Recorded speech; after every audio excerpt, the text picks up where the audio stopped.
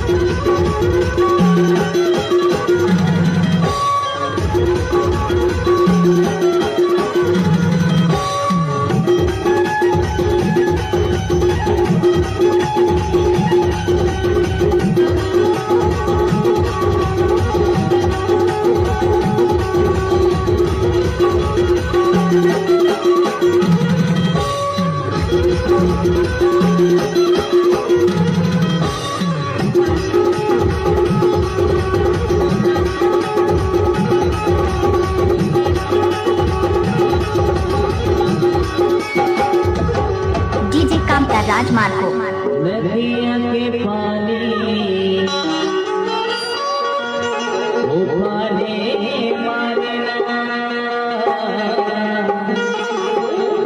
नदिया के पानी उफाने मारना और तोर चेहरा संगवारी मोर जाने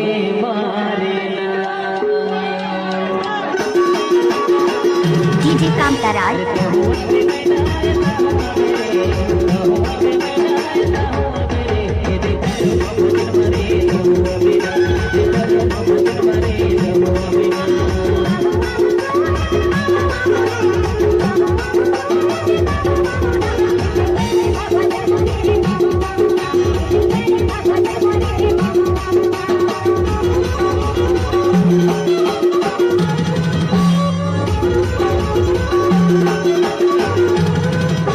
डीजे कामताराज मार्को ग्राम दुधमनिया के रहने वाले